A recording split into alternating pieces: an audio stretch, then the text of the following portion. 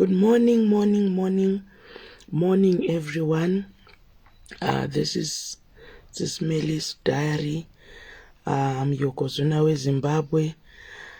Sorry for being late to come on the morning devotions, but because today I've thought that it's Saturday, it's a weekend day, so I might come a little bit late because a lot of people, they'll be resting. It's a family day, but even if it is a family day, it doesn't mean that we don't pray. I love you so much. Be blessed, everyone. Thank you so much for coming. Tinoti ndimwari vatipa mukana uno, ndimwari vatitendera zvakare kuti timuke, nyama nemweya zviri pamwe. Ndimwari vanosvamisa, ndiye watinongodana kuti zvoshamisa. Good morning Nomsa, good morning Zinyoni, good morning Talent, good morning Cherit, good morning Lee, morning. Good morning, well blessed Saturday. Mwari ndimwari wakanaka. Primrose Maud, how are you? Ivy Kombo Kasi, nice to see you on the platform. Ndi mama vangu vanonzi vagezi. I feel so honored if I see her coming on this platform, on SIS MELLY's platform, in the morning devotions. I know ndimwari vakanaka, ndimwari vanoshamisa. I can see Tracy Chamisa, she's in the house. Amai Michael, Amai Michelle, Mwari ngavatibatsire. Queen, thank you so much for coming. We love you, Holy Spirit. We thank you for the grace. We magnify your holy name. Mangwanani anu, Mwari ndimwari vatipa mumwe mukanazve, ndimwari wakanaka, ndimwari vanosvamisa, ndimwari wenyasha, ndimwari wakatendeka, ndimwari vanoisa musiwo panonzi navanhu hapaisike musiwo, ndimwari vanoti vakavhura pavanenge vavhura hapana anokwanisa kupavhara. We serve a mighty living God. Last night when I was here, ndichiona vanhu vakawanirwa nyasha dzekuti vaone mabasa, ndakanzwa kutya Mwari, ndakanzwa kutenda Mwari. It's not by power, asi dzingotongori nyasha. Tinongoti Mwari vekudenga vatiitire zvakanaka. Mwari ngavakuchengetedze, Mwari ngavakusimudzire iwe nemhuri yako, ngatiwanirwe nyasha. Mangwanani ano patinotanga kurumbidza Mwari, mangwanani ano patinosimudzirwa, mangwanani ano panosimudzirwa iwe, mangwanani ano panosimudzirwa ini, panosimudzirwa mhuri yekwako. Francesca, good morning. Sharon, good morning. Panosimudzirwa iwe, panosimudzirwa ini, panosimudzirwa kereke kwako, panosimudzirwa vana vekwako. Dai Mwari vatiwanira nyasha. Mangwanani ano ndimwari wakanaka, ndimwari wakatendeka. Good morning Lillian Duncan. Good morning Tracy Chamisa. Good morning Josephine. Mwari ngavatiitire zvakanaka mangwanani ano. Tinoziva kuti it's early month and vanhu vakawanda tine mastress. Unenge uchiti zvino mari yangu haizi kukwana, month end yatokwana, and now we are now running kupera kwegore. Things they didn't go the way we wanted, but ndauya kuzokutaurira mudikani kuti gore rino unobuda nazvo. Why ndiri kutaura kuti unobuda nazvo? Ndinoitirwa zvakanaka mushoko raMwari.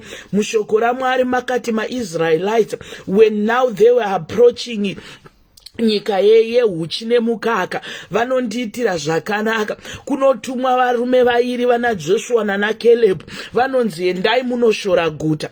Pavanonoshora guta, vanosvika kune hwitakwi, vanosvika kune the giants. Mangwanani ano, I know you are facing the giants.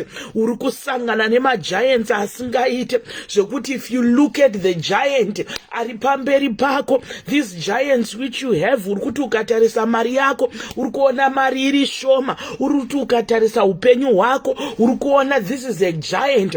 But ndauya kuzokuudza mangwanani ano, maIsraelites vati vakusvika kuIjipita kunotumwa varume kunzi endai munoshore guta. Vachisvika muguta, vanosvika muguta mune varume.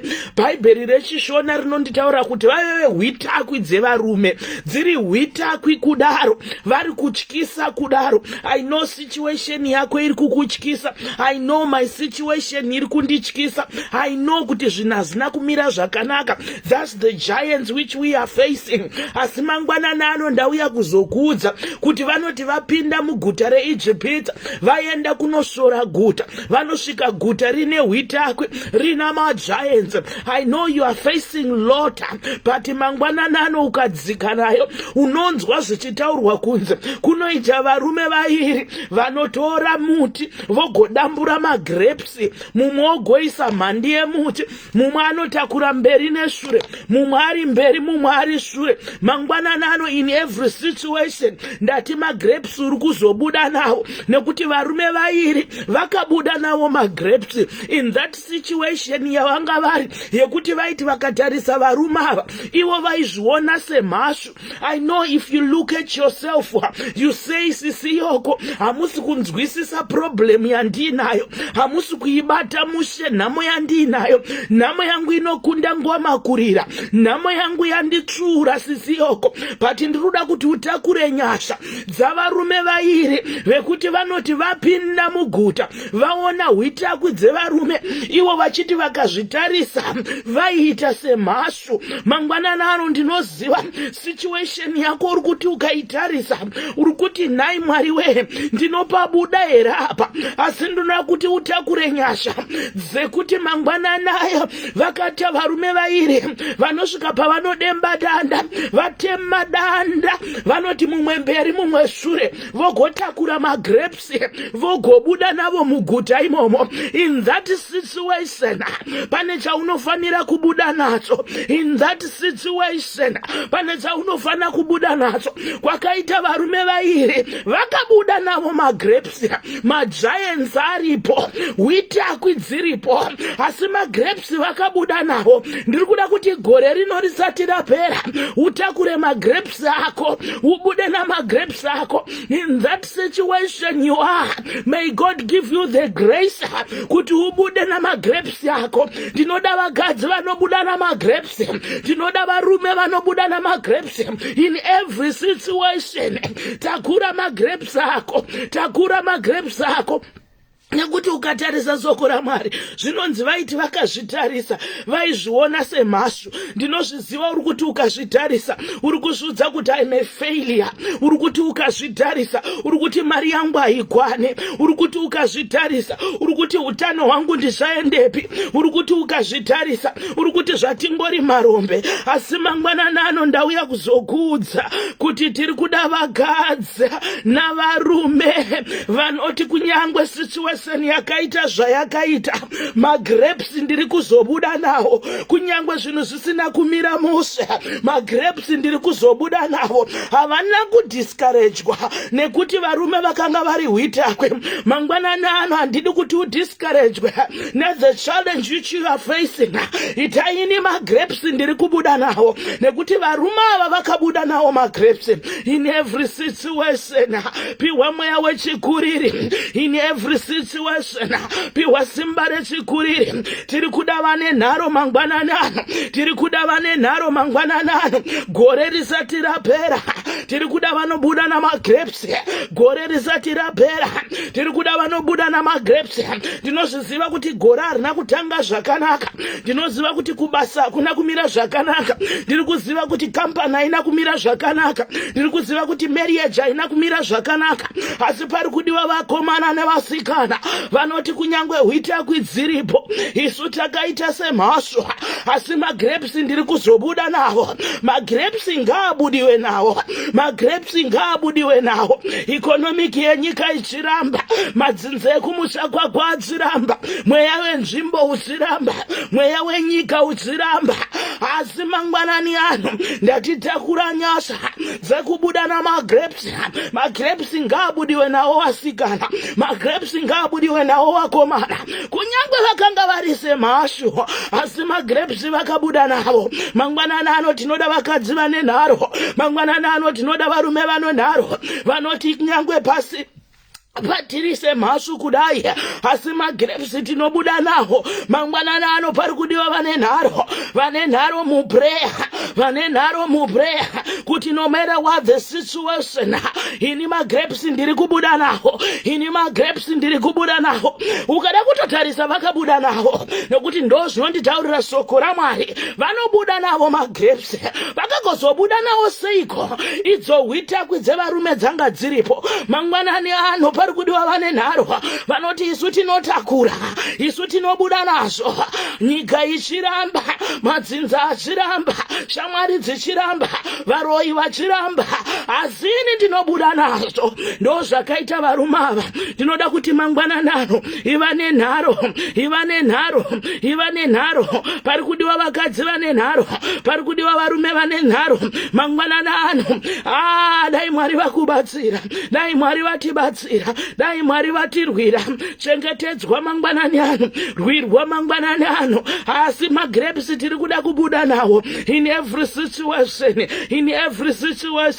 pari kudiwa vane nharo mangwanani ano, pari kudiwa vane nharo mangwanani ano. Gore rino Mwari we tiri kuzopabuda, gore rino Mwari we, not empty handed, asi tinobuda nawo magrapes, tiri kuda kubuda nawo magrapes kani Mwari we, kunyangwe hwitakwi dziripo.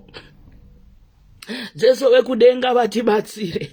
Ndinozviziva kuti you feel so discouraged. Unoti kwasara makore kwasara mamwedzi matatu sisiyoko, handina chandaita, hazvina basa, ndatinyengetera mangwanani ano. Uti Mwari kana makapa vakomana ava nyasha dzekutakura magrapes, neni ndiri pano ndiri kudzida nyasha dzekutakura magrapes. Hwitakwi dziripo, hwitakwi dzanga dzirimo, dzichitosaraunda, dzichitomira, asi magrapes vakabuda nawo. Ndinozviziva kuti mweya yezvigwambo yekumusha kwenyu iri kutomira, mweya yekusada mweya yekushaya budiriro mudzinza iri kutomira, asi ndinoda kuti nezita neropa raMambo Jesu magrapes tinobuda nawo, zvakaoma zvichirwadza, magrapes tinobuda nawo,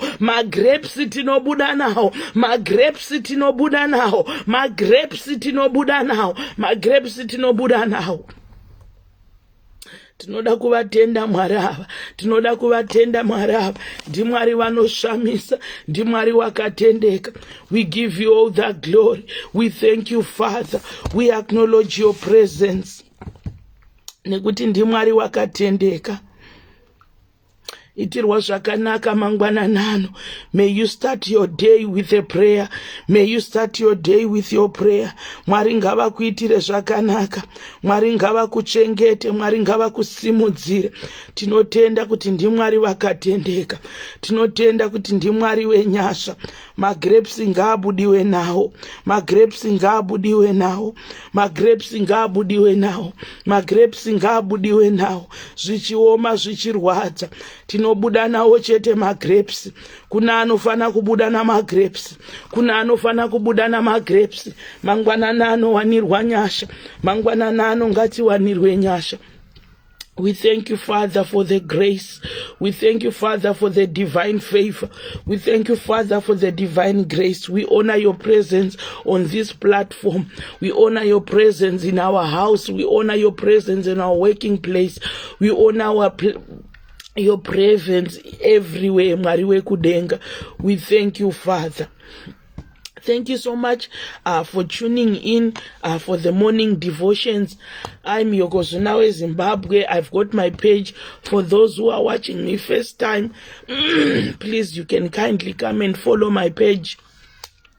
I'm Yokozuna weZimbabwe, and ndinotenda zvakanyanya SIS MELLY and the crew behind Melly's Diaries.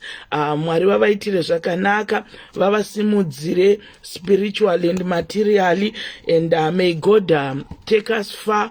Mwari ngavakusimudzire, Mwari ngavandisimudzire, tese ngatisimudzirwe. Mwari vachingotirwira vachitichengeta, zvakaoma zvichirwadza, kunyangwe situation ichiti hazviite, asi ndinoda kuti uti Mwari, ini magrapes ndiri kuzobuda nawo, nekuti vana veIsraeri pavanga vakusvika to the promised land, vakati vakunosvika, vakatanga vatumira varume vakanoshora guta, vashora guta, vachisvika kuguta ikoko vanosvika kune hwitakwi dzevarume, kune hwitakwi dzevarume dzekuti ivo vaiti vakazvitarisa vaizviona semhashu, asi vakabuda nawo magrapes. Pakaita varume vairi vakabuda nawo magrapes. Zvikada mangwanani ano, dzimwe nyasha ngadzidururwe, dzimwe nyasha ngadzidururwe muupenyu hwako kuti ubude namagrapes. Shoko raMwari rinonditaurira kuti varume vairi. Saka we have to be so prayerful kuti utsvage partner yaunowirirana nayo kuti ugogona kubuda namagrapes, nekuti varume vakanoshora guta vakanga vari 12 asi vakakwanisa kubuda namagrapes vakanga vari vairi. Saka by the time when we are being looking for these grapes, patiri kuda kugadzirira kuti titakure magrapes, may God give you the grace yekuva nepartner yauchanzwisisana nayo kuti mugogone kutema davi, mugogone kuhuka magrapes muchiisa ipapo. Because sometimes uri kuda kuyambuka but you don't have the right partner. Sometimes you want to go far, but you don't have the right partner. Mangwanana ano, may God give you the right partner so that you can grab your grapes and go.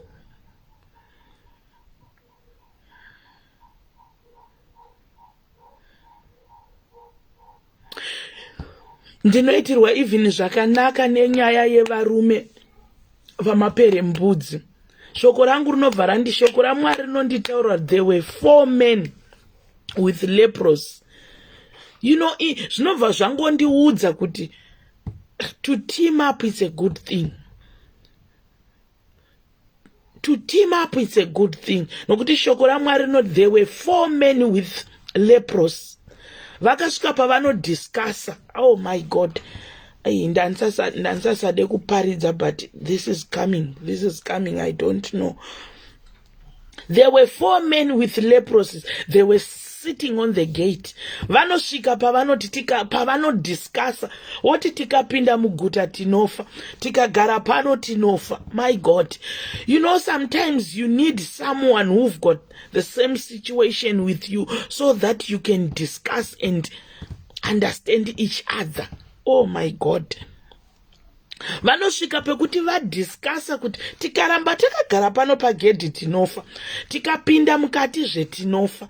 But because they had same situation, mangwanana ano Mwari wekudenga ngaakumutsire the person who have the same situation with you so that you can discuss, so that you can have a way forward. Chimwe chatadzisa vamwe, chimwe chatitadzisa nhasi inyaya yekuti hatina the right candidate, hatina the right person to share with, hatina the right person ari mudambudziko serangu.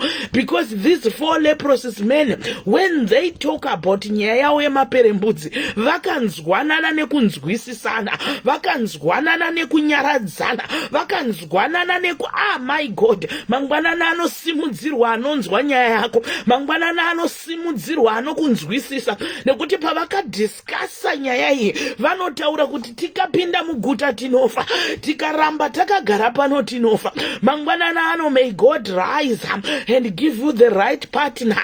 May God stand up for you and give you the right partner. Mangwanana ano pana anofanira kupiwa the right partner. That time when you need to discuss about your your situation. May God give you the right partner. May God give you the right partner. Mwari ngakusimudzire wekuti situation yako, you know your situation, you know what you are going through. Chakutambudza ndechekuti hauna the right partner to talk with. Asindati mangwanani ano wanirwa nyasha dzakaita these 4 leprous men vakati vanosvika pavanodiscussa vadiscussa nyaya iyi, Mwari vanovaitira zvakanaka. Mangwanani anopiwa way forward in your situation. Those who wants to engage with you in your situation, my God, unoti wadzika naro, unonzwa zvichinzi vanoti tikagara pano tinofa, tikapinda mukati tinofa, but vanosvika pavanoudzana kuti handei ngatiendei. My God, vari munzira mekuenda, hanzi before they approach the tents, vasati vasvika pamatende, vakanga vari mutende vakatanga kunzwa mitsindo. But inini ndinozvibvunza kuti mutsindo wawakanzwa uyu vanhu vakanga vari pamatende waibvepi mutsindo uyu? Nekuti ukatarisa vanhu vana maperembudzi nyama dzinenge dzakapera kudonha. Saka mutsindo waibvepi? Shoko raMwari rinonditaura kuti vakanzwa kunge kuri kuuya mabhiza nemengoro, but there were 4 men coming with leprosy. Mangwanani ano pane imwe situation iri muupenyu hwako iri kungoda kungoti uengage with the right partner. Pamunotanga kufamba panoitika mutsindo wekuti zvemadzinze ekumusha kwenyu, zvekuti zvisingadiwe kunzira zvinotanga kubva munzira. Ukadzika nayo unonzwa kunzi vakamhanya, vakasiya matende avo, vakasiya chikafu, vakasiya ngoro dzavo, vakasiya mari, vakasiya magoridhe. Mangwanani ano pane zvinofanira kumhanya, zvanzwa mutsindo. Mangwanani ano pane zvinofanira kutiza, zvanzwa mutsindo. Ndanoti ndazvitarisa ndinozvibvunza kuti ko mutsindo wakabvepi? Mutsindo wakabvepi ko boys idzi zvadzadzina maperembudzi dzanga dzazosimba zvekuita seiko zvekuti vanhu vari mumatende vanonzwa kunge madhongi maiwe zvangu. Mangwanani ano Mwari wekudenga, pane nyasha dzinofana kuburukira pamunhu, pane nyasha dzinofana kuburukira pamunhu, with your partner, with your family. Ngakuve nemutsindo mangwanani ano. Mwari wekudenga, Mwari wekudenga, Mwari wekudenga. We bless your name mangwanani ano. We thank you, Father. Thank you, Holy Spirit. Mazvita Jesus. Thank you so much, guys, for coming in. Be blessed, everyone. Mwari vakuchengetei. I'm Yokozuna, Zimbabwe. Those who are watching me first time on SIS MELLY's Diaries, you can come and follow and like my page, Yokozuna, Zimbabwe. Thank you so much. Be blessed, everyone. Love you. Love you lots. Bye. Have a blessed weekend, a safe weekend, a weekend which is full of joy, joy from the Lord. Enjoy your day. Amen and amen.